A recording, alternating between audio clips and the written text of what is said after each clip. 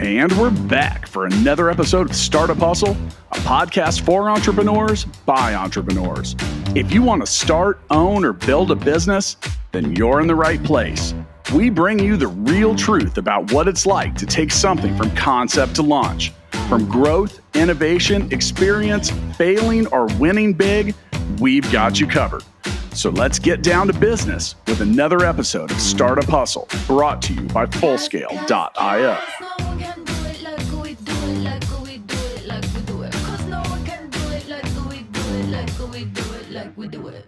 What's up, hustlers? This is Andrew Morgans, the founder of Marknology, here with you again on the Startup Hustle. Super excited to be speaking with you guys. We're going to have a lot of fun on today's episode, just talking about all things digital, e-commerce, the digital landscape, what's been going on this year, and, goals for what's coming up next. This episode is brought to you by Tesseract Ventures. Tesseract Ventures helps companies become smarter, better connected, and more efficient through next generation robotics, 21st century software, and radically connected platforms. Visit tesseractventures.io to learn more, or click the link in the show notes. This company is super cool. They've got robots. Matt, who everyone knows that's listening in, has promised me a robot soon. So Tesseract Ventures better come through on that. We're going to have some fun. Super excited about our host, Meghan Lynch. Introduce yourself. Let's say hello. Hi, great to be here. Appreciate you having me on. I'm super excited to have you. I honestly feel really privileged to have you on the show.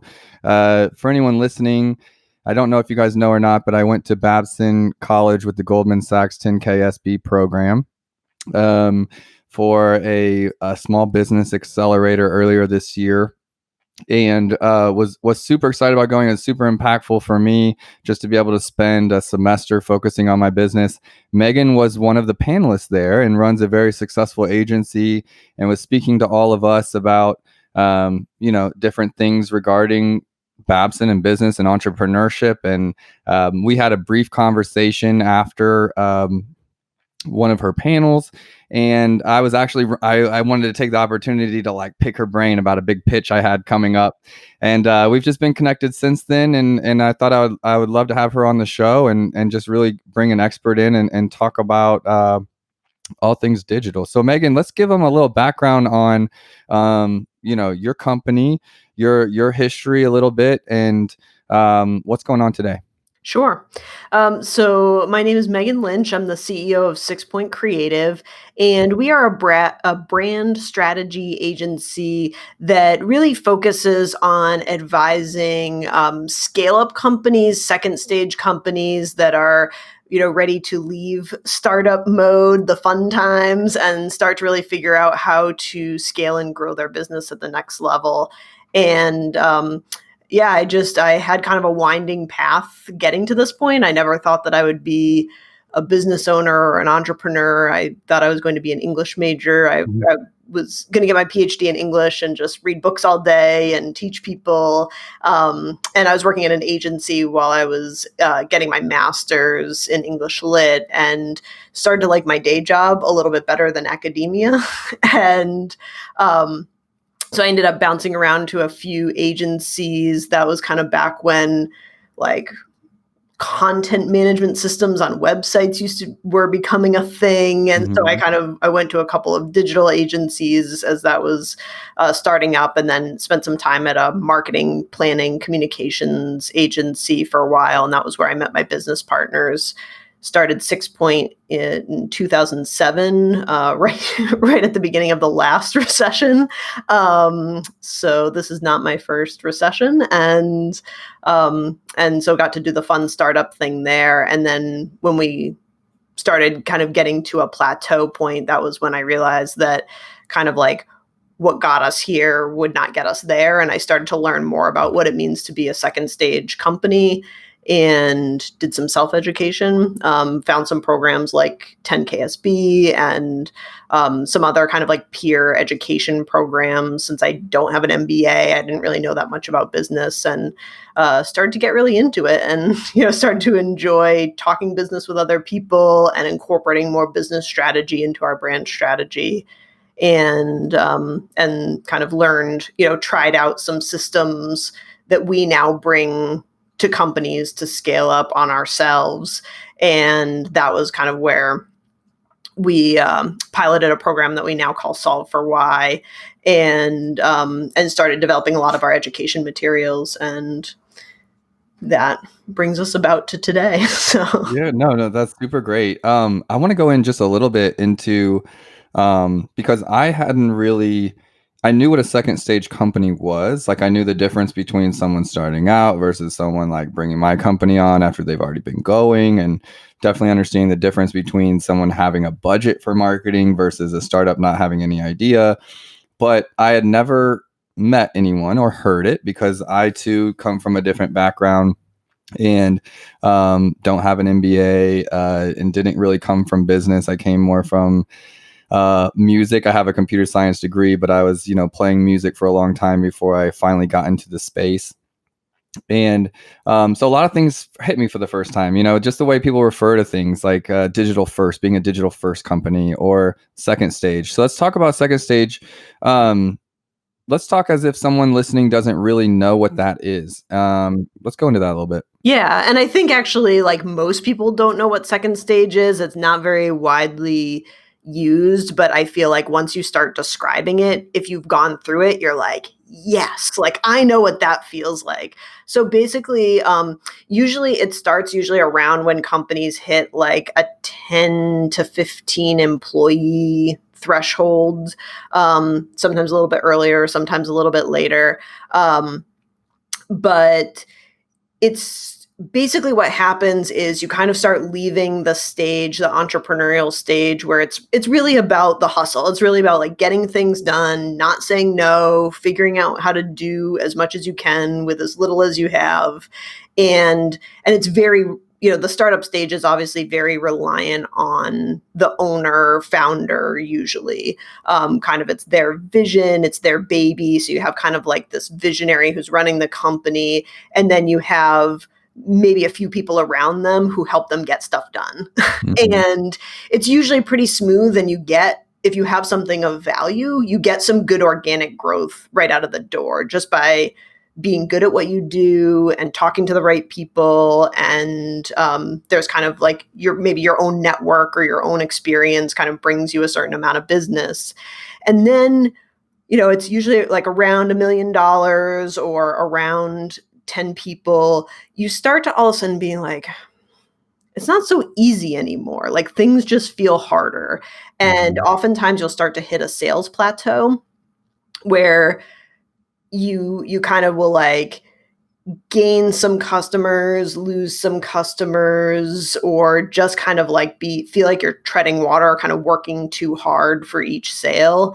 And it starts to get a little bit more frustrating. On the operations side, you start to need more processes, and people are starting to be like, hey, I don't have a job description. Why not? Or my job description doesn't match what I do, or we need to write down these processes for things. And so you start to have to create more infrastructure, and the business starts to become more complex. So you just need more expertise everywhere, more financial expertise, more HR expertise, more operational expertise, more marketing expertise.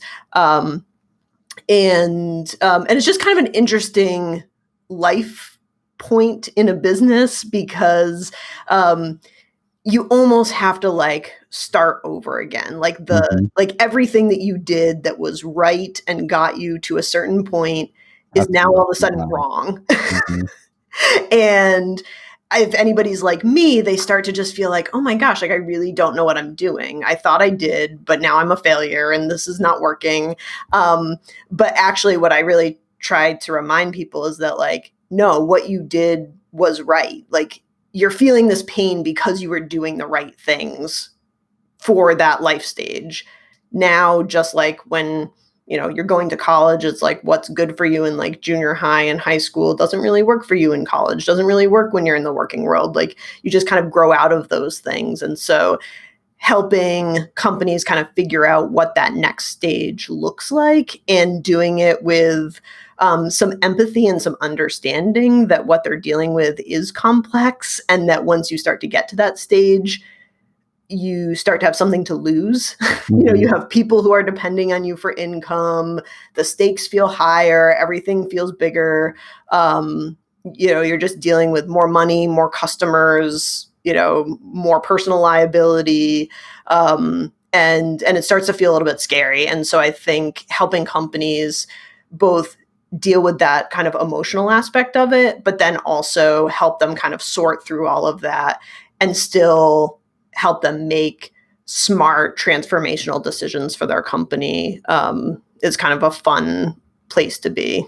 Yeah. And, I bet there's a lot of people listening or will listen to this episode that are really going to relate to that. I know I do. I know I can remember like it was yesterday when I went from, I'm a person that used to have $20 problems to $20,000 problems, with cash flow or different things, and just being like, this is so beyond what I'm capable of.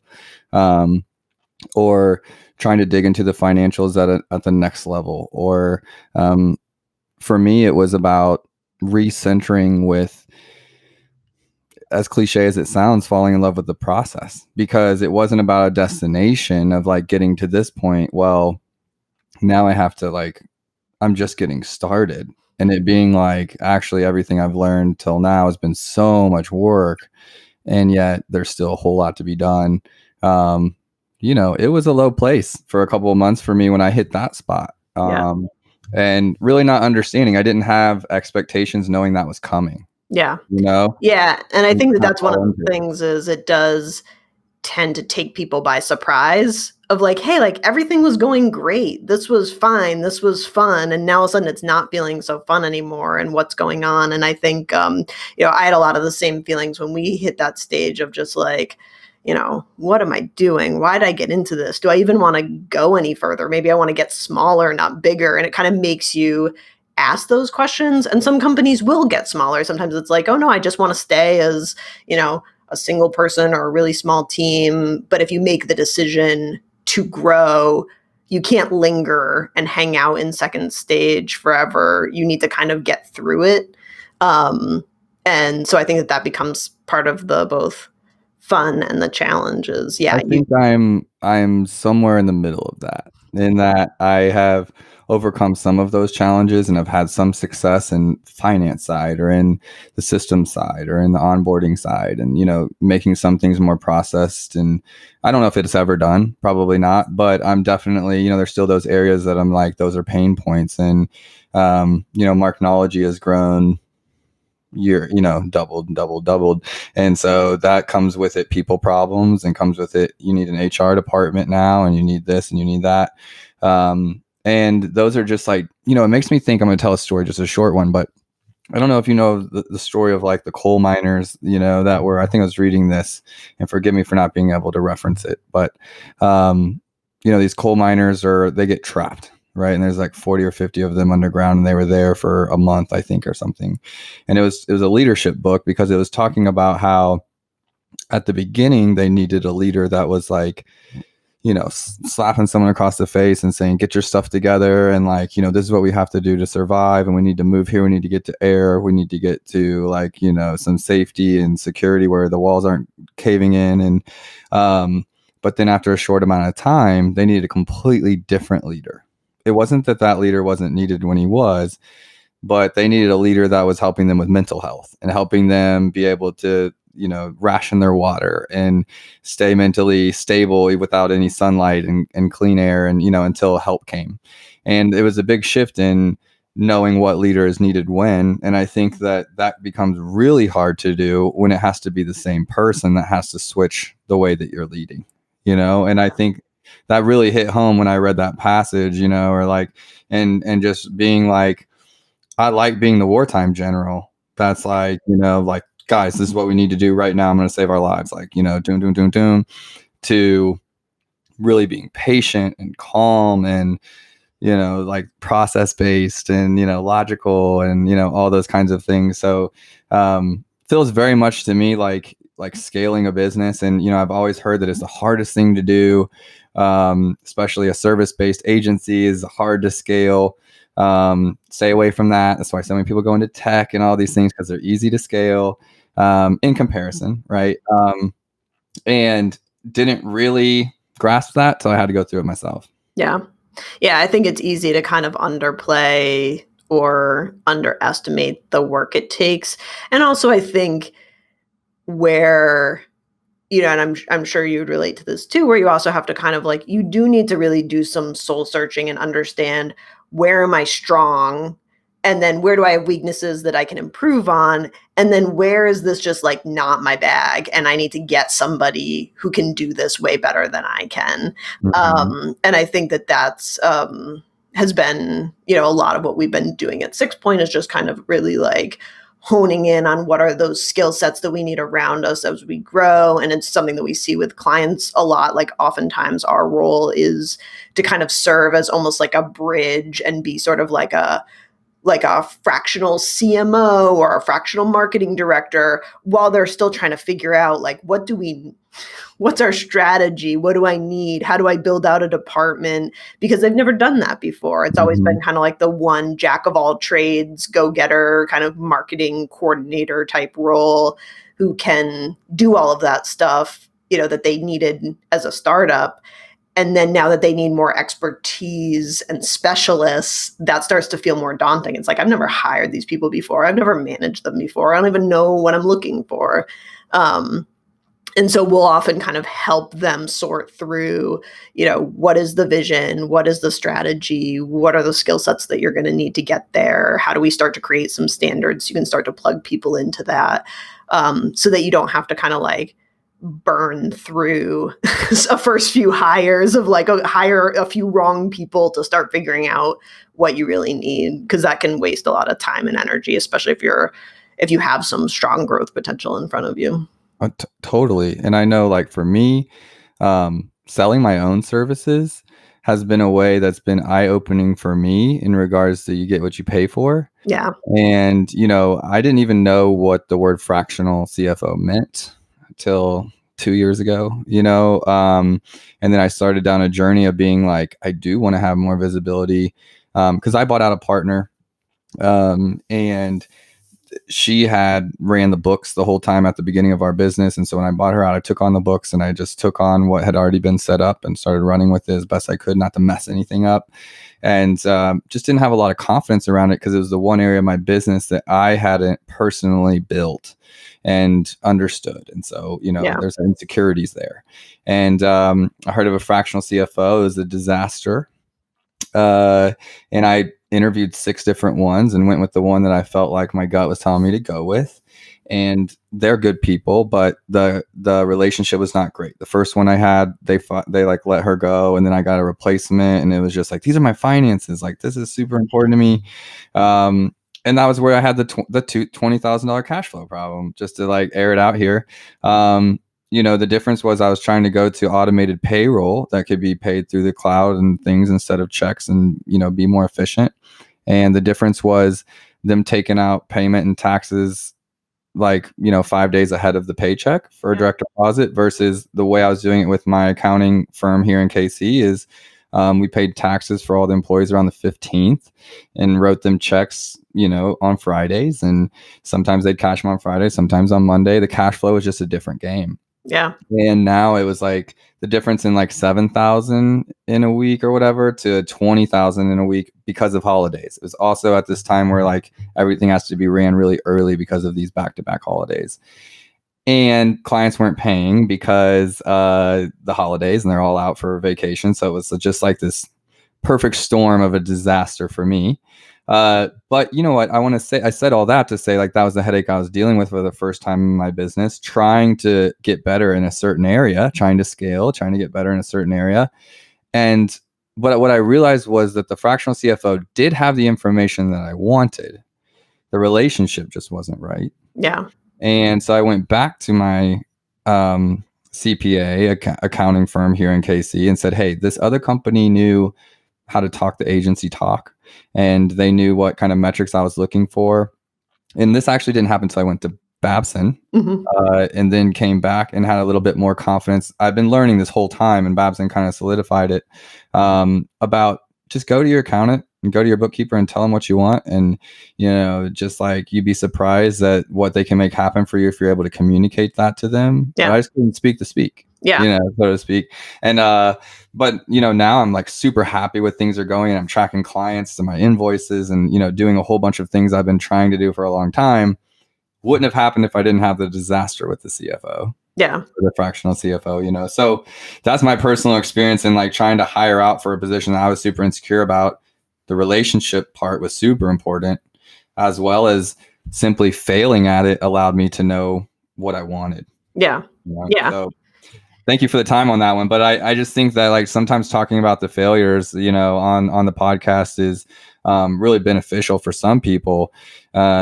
Knowing that just because it's not a home run as soon as you get into it doesn't mean you don't end up where you want to be.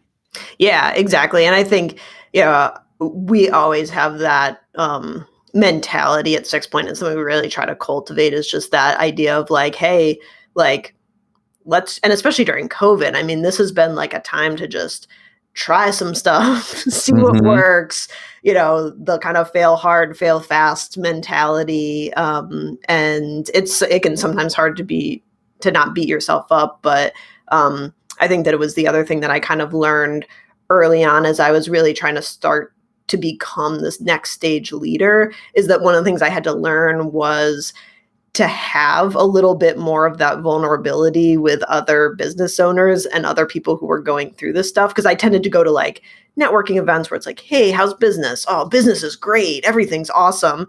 And it wasn't until I got into some programs like the Babs and 10 KSB program, where I belong to the National Women's Presidents Organization, and you start to have conversations with other business owners that are actually like, hey, everything's not great. Like, this is a big problem that I'm dealing with. I'm dealing with a cash flow problem.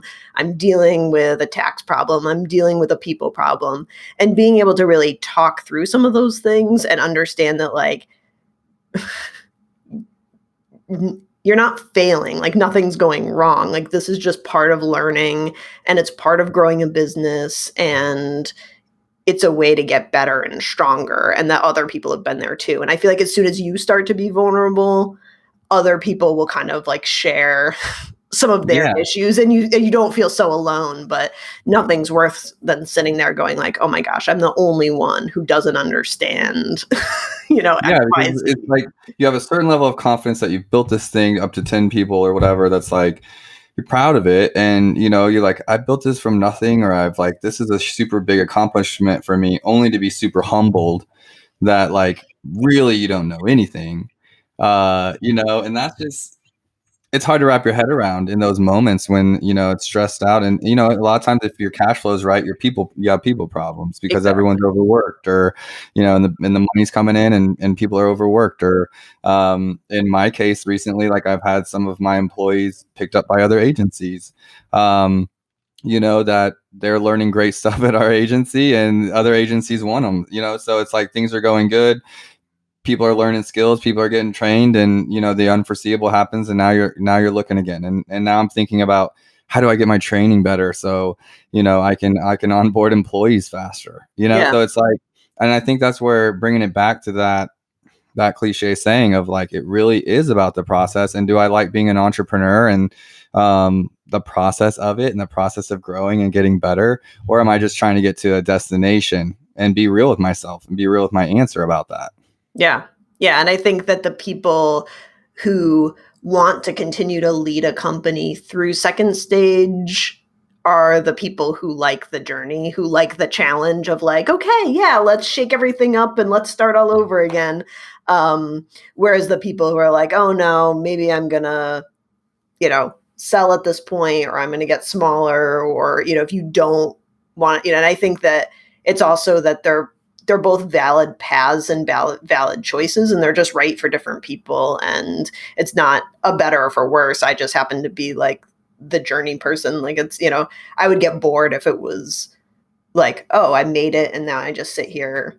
Yeah. I like the continued, like, also like what brands you're working with. That's something I'm learning every single day. We've worked with over 300 brands, and that's a good pool to pull from to say, like, what projects did I really enjoy? Like, what relationships have I really enjoyed? Is it the long-term ones that we continue to grow together? Is it the ones that we get that big bang, at the beginning? One thing I like about, because I work with second stage, businesses as well. E-commerce might be their second stage for them, or something like, they figured out retail or brick and mortar, and now they're going to their next level. And there's an understanding with, in my mind, the owners, or at least the people running a second stage business. They've been through some shit. Yeah. Right. And They they have some understanding that is just nice. Yeah. It's nice to be working with someone that has some understanding. Maybe they're not rushing everything, and they're saying, hey, if this takes an extra week or 2 weeks, let's just get it right. Yeah. And you're like, really? Like, Yeah. that sounds awesome. I would love to get something done right, instead of like, so it's just, the difference in having an investment behind a company, or having like, a family owned business, or, a business where they've grown through it. They've been through some stuff. They've worked with bad partners. They appreciate a good partner when they find one. That I'm still kind of searching that out, because I really do like that, like, build something out of nothing with the brand, and really help them like really get going. But it's like working with someone that's just been through a little bit more. It just, it's a different game, and you get to talk about stuff at a different level at the same time. Yeah. I think one of the other things that I like about second stagers, and I'm sure it's not all of them, but I feel like they also tend to have both a longer term mentality, like they're thinking to your point of like, if it takes a little bit longer, let's get it right. And also they tend to be very like community oriented, whether that's their local community that they're building jobs for, and that they're starting to become, an important part of keeping that community going, or whether it's their industry that they're providing some leadership in, or starting to kind of come up through the ranks in.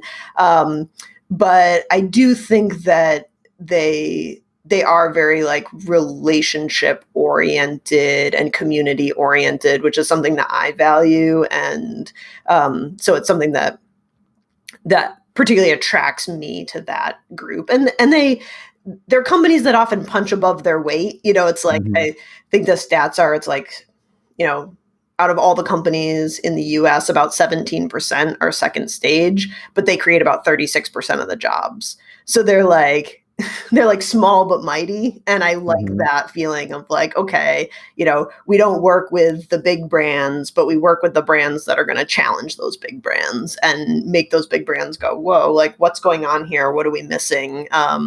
And to me, that's exciting. And also the brands that are going to be around for their communities, that are going to be creating stable jobs, that are concerned about like the long-term future of their legacy, their family, their community. And I think that like, even as Marknology, like if we're pushing a brand we're working with, like the difference I feel if I'm working with good people, or a brand that has good values, is just different, And I think that we naturally attract that because of who my team is. Like we just kind of attract those brands in general. So we have a lot of those. But yeah, it's like, okay, I'm helping build a brand on Amazon, which is one of the biggest platforms. And, there's a lot of people that don't like Jeff. And I see it from a completely different perspective, in that like I'm helping get local brands or smaller brands national or international exposure. And I see it completely different. Some of it's been their lifeline through all this pandemic stuff. Yeah. People just don't really have an idea. They think Amazon brands are the only thing on Amazon. I'm like, that's like always Save from Walmart. It's like one, green bean on the aisle. There's a whole bunch of other brands there, and people just kind of see it one way. But it feels good to be helping those brands and be working with, brands that care. Yeah. Let's keep talking about second stage, but I want to, switch the topic a little bit, because I honestly just want to pick your brain live here on the air. Sure. Before we do, one more shout out to our sponsor, Tesseract Ventures. Do you believe that there's nothing more human than technology? Go check out what the inventors, engineers, and creatives are building over at TesseractVentures.io. From robots to flexible tech solutions for construction and beyond, the Tesseract team dream it and make it come to life. Tesseract Ventures, if you do have to look into them, Meghan, I'm telling you, they're a pretty cool company here out of Kansas City. But I wanted to make that as a segue to technology and going to second stage. And for me, it's been implementing a lot of technologies in my business that I didn't have before, paying for them, wrapping my head around what I need to pay for them, and switching companies at the same time. When I find one that works for the time being, but quickly learn what it doesn't do and need to switch. And sometimes that's even swallowing my pride to know I spent 6 months onboarding a new software technology and then making a switch. And in my space specifically, I know our spaces are related in that we both help brands like market and sell, but Amazon's a different bird. And there's not like a lot of companies that have come before mine that have like a template or a roadmap to processes and procedures and all those kinds of things. So sometimes I feel like I'm out here swinging in the wind. How do you help companies like know where they need technology, where they need solutions, and how do you guide a second stage company that's trying to get more systemized? Yeah, so I think that to your point, it definitely becomes difficult, especially if their industry does not have a standard. There are some companies and industries that we work with where there are kind of like the gold standards in, inventory management or things like that they can go to. But if you're a company that's either innovating or a company that doesn't have, that there's multiple players in the market, how to kind of figure exactly what's right out for you. I'm always a big proponent of kind of like the outcomes thinking, of like figuring out what you want the outcome to be and being very, very clear about what that looks like, and also how you're going to know when you got there. Like get really specific about it. Like, what is it going to feel like? What are you going to see around you? How are you going to know that it's working? Because that will also help you tell when it's not working early on, and also help you potentially maybe like work with a partner or somebody with expertise to say, like, this is what I'm trying to achieve. Like, this is the vision that I'm putting out there. Like, can you help me get that? Because oftentimes it might mean taking an off the shelf solution and customizing it slightly to get that outcome that you're looking for. Or it might be saying like, hey, I'm not sure you can get that outcome, maybe that level of personalization through, a standard tech solution, that what you're trying to achieve isn't achievable through these platforms. So I think that kind of outcomes thinking mentality can be really, really helpful when you're trying to kind of like do something that you've never done before, because oftentimes I think we stay too much in like the generalities of like, I want this to be smoother, Okay, well, what does smoother mean for your company, for your people? What is that going to look like and feel like? And so, it helps kind of make, especially like visionaries who are starting companies, like start to get more practical with what they're trying to communicate and kind of translate their vision from like this vague thing that's kind of like, I'll know it when I see it, to like, how do you get other people to understand what you're trying to achieve and to be able to use their skills or their tools or whatever it is to kind of help you achieve that. No, I love that. And it's something that Amazon's an algorithm. I honestly feel like half the time I'm just a data scientist, interpreting the data and like, what does this mean for us? And that's one of the big things. Like, so many brands will be like, I want this, or, this is what I want to see. And for me, it's like, okay, but what does that mean? Like, what are you trying to see? This is what we should expect. Like, if we see this, I want you to know that this means it's working, Right. outside of top line sales. Like, I think so many of them are just like top line sales. And I'm like, but what if we improve return rate or customer service response rate or click-through rate, or, we're spending 2,000 less in ads to get the same sales? Like, are those not all wins as well? And how do you track those? I think one of the things I took away from Babson as well, just to keep, it's something we have in common, was the thing about dashboards. And like, within Amazon, I know all of the dashboards available. I've tried every software. I know what's out there. I've built my own. I know I can walk through anything with those customers and get that pulse on what's happening on Amazon. Within my own business has not necessarily been the case, and, it's like, how do I I've got Basecamp, my project management software. I've got my time tracking. I've got, emails, like 12 employees email inboxes. Like, I don't know how heavy they're getting. I've got, QuickBooks, all my accounting stuff. I've got my calendar, on and on and on and on, like queues, like from the photography queue to the graphic design queues and all these things. And I'm like, I don't think there's a solution that can just give me a health check on all these areas that I think are important, and so I've been working since then, to build kind of systems. I've had like a gut check on all those things. I have lots of communication with my team, but how do I have a dashboard that really tells me how my business is doing? What are some of the tools you use, either giving advice to brands or you use within your own agency, for anyone listening that's kind of in that space, that really lets you know how your team is doing and how your business is doing? Yeah. So one thing I want to mention is a friend of mine, Nick Petros, has a company called I think it's mydash.io, I think is the website. And basically they're trying to solve this problem that you just said, which is like, none of these systems talk to each other, but I need dashboards. And basically that's what their team does, is they customized a dashboard solution that it's not a software solution. They'll basically say, like, what are the systems, like what are those things that you think is important, and then just tell us what you need, and then tell us what you're using, and we'll harvest the data and create a real-time dashboard for you. And I think it's a great niche to go into, because I think so many companies are in that state. You're either drowning in data in a way that you can't really make smart decisions because it's not telling you a story, or you are, kind of, you have your financial dashboard, and you have your operations dashboard, and you have your people dashboard, and none of them are kind of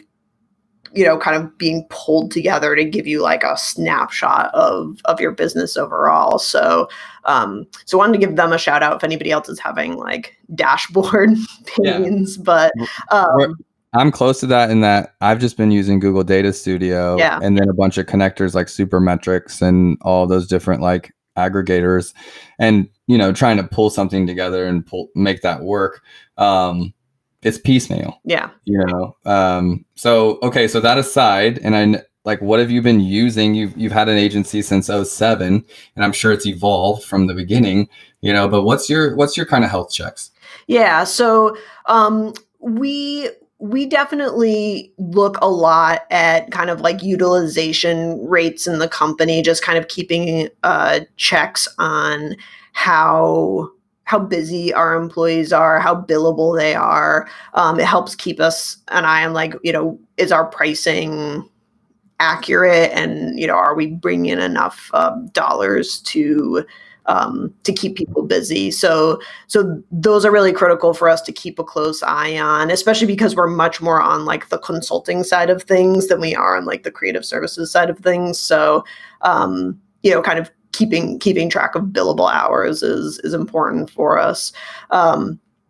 We also, we have kind of like our hit list of metrics that we look at weekly, and they kind of like go through everything from like, what is morale like? We just like assign, numbers. So we have like a weekly like pulse that people fill out. So we just have a sense of like, how are people feeling this week? And are we seeing like an aberration, or are we seeing like a downward trend or an upward trend that we need to be paying attention to? And that's been really helpful in COVID, especially as we've been, more and more remote, just keeping a pulse on how people are feeling and what's going on. And so would that be like your people's morale or your customers? That's for our people's morale. That's an internal metric. And then I also have something, and this is very manual, but we have something that we call kind of like our top 25 list. And they're just people who I've identified are critical for me to keep in touch with in order to understand what's going on, either for the health of my business or to just keep an eye on the playing field of what's going on in a bigger picture way.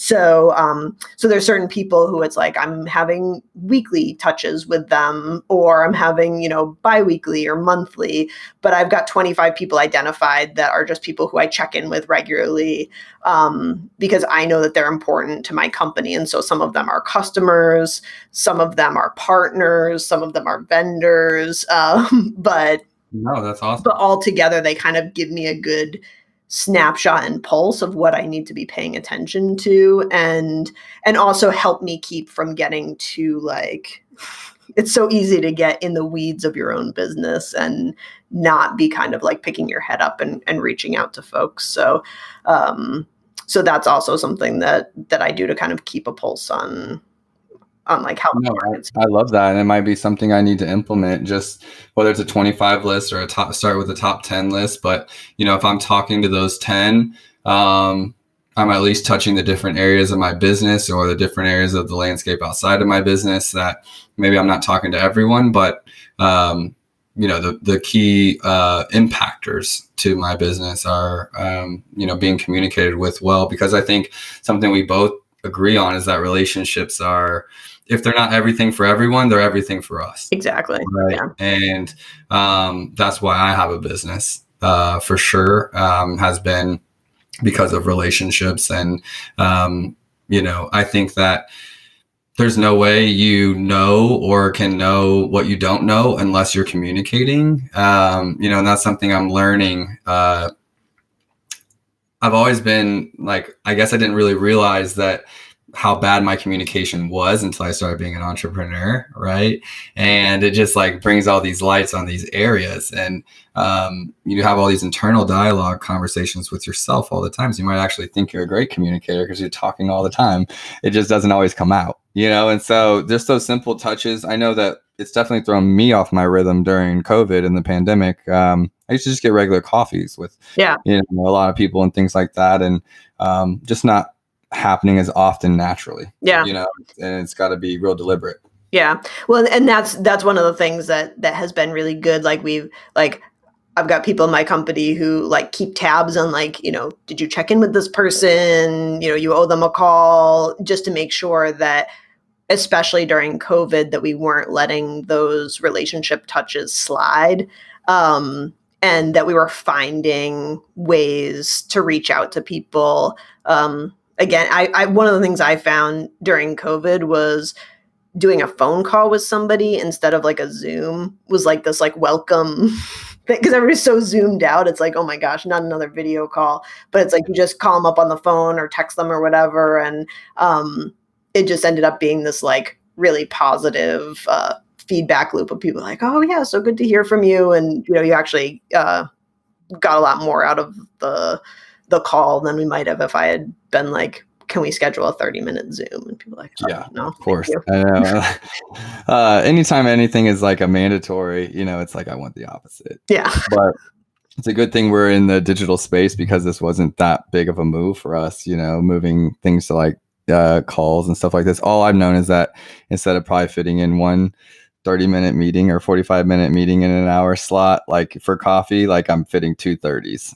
Probably, so I've got a little bit more efficient. But, before we wrap up, we've got a couple minutes. Like, what would you tell a company that, is listening, let's say that feels like they're in a second stage? Maybe they haven't identified it yet, much like I was when I started getting into that. All of a sudden I've got a 10-person plus team and dealing with communication issues internally that I never had to deal with when I had 4 people, because we just communicated every single day, every single minute. And now we have systems where we're not talking to all 10 people every single day. That was an eye opener for me. But what would you tell someone like that's first feeling like they're in that spot? Where to go for help outside of, 6 Point? What should they be thinking about? Just some final thoughts for a company that's just getting into that second stage, that's looking for help. Yeah. So one of the things that I've seen be really helpful for second stage companies, and it's something that we use at 6 Point, is called EOS. It's the Entrepreneurial Operating System. It's based on a book called Traction by Gino Wickman. And I would definitely like read that book and check it out. Traction can be implemented in a bunch of different ways, but basically it helps you like break down all of those pain points that you're feeling into like discrete areas, so that you got like your people area, and they have some tools for that, and your operation area, and they've got tools for that. And they basically take things that are like very vague, like make sure you have the right people in the right seat. Well, that's great advice, but like, how do I know? Like, is it a gut feeling? Well, I've learned that I can't always trust my gut. I thought I could, but sometimes I hire people because I'm like, oh, I would love to work with you. This is going to be fun, but it's actually not the skill set that I need for the job. And Traction has some tools like their people analyzer that helps you figure out kind of like, what are some of those things that you might be feeling in your gut, and how do you make them into like data that you can look at and make decisions from? So I found that to be a really helpful transitional tool from like nothing to something. And we've kind of modified it to suit us as we've grown, but there's aspects of it that I still use in 6 Point now that have been really helpful for us. So I definitely recommend that as then they even have like an organizational checkup or something. Like you can kind of fill out an assessment, and they'll kind of tell you like what the health of your company is and kind of where you might need help. And that can just be kind of like a good, like if you're feeling something, it can be helpful to be like, oh, okay, yeah, this is where we're weak and this is where we're strong. No, and I think that for me, like I told you, I was just caught off guard. Things were just going great. And then you just realize you're at this point, and it's just eye-opening. It just kind of hit me. I guess there just weren't expectations, knowing that, hey, stage 2 is right around the corner. You're almost about to level up. Yeah. Like, it's just, you're like peaking at level 1. Yeah. And then, level 2 doesn't start at the top. No. Right? Yeah, exactly. You kind of like you're peaking, and then, you fall into this like pit, and you're like, oh my gosh, like why is everything crumbling all around me when things were going so great? And I think that the biggest thing I think also to do is to reach out to other companies who are beyond that life stage that you're in, even if they're not in your industry. And I think that that's one thing that I've learned, is that like, you don't have to find another, company that does what you do. You'll learn something from companies who are just like a little bit bigger and have made it through, kind of over that crevasse, and just talk to them, just tell them what you're experiencing, and they'll be able to say like, hey, that's normal. I've been there. This is what I did. This is what you might want to check out. I think that the biggest thing to do is like not to suffer in silence, or to think that like the problem is with you. That's probably part of it, but also yeah. The problem is you. Let's be honest. Yeah. But it's always you can get better. You can get better. But you can get better. Meghan, it's been so nice having you on. I hope this isn't the last time, and I know that we'll continue to work together. I really appreciate your time. And I'm glad I was like outgoing for a couple of days at Babson. That's not always the case for me. I can be kind of a little bit of a hermit, but like I had just said in my mind, like I'm going to get out and talk to as many people as possible. So I'm really glad we connected. Thanks for sharing about Second Stage, and teaching me a little bit more, as well as everyone listening. And 6 Point, you guys can find all of her information in the show notes. As well, where do people find you on web and social? So I'm pretty active on LinkedIn. I share a lot of information there. I don't know. You just search Meghan Lynch on LinkedIn, I guess. They don't really have a good system. And then I'm at Meghan Lynch on Twitter, and 6 Point Creative is on Instagram, Twitter, blah, blah, blah, blah, blah. So you got it. And you guys heard it from her, but I'll have a copy of those in the notes. Thank you, everyone. Once again, thanks to our sponsor. Tesseract has brought Silicon Valley level innovation to the Midwest, enabling businesses just like yours to defy the boundaries of space and time through next generation technologies. Visit tesseractventures.io to learn more, or click the link in the show notes. Meghan, thanks again. Have a great day. And thanks for being on the show. Thanks so much, Andrew. Thanks for having me.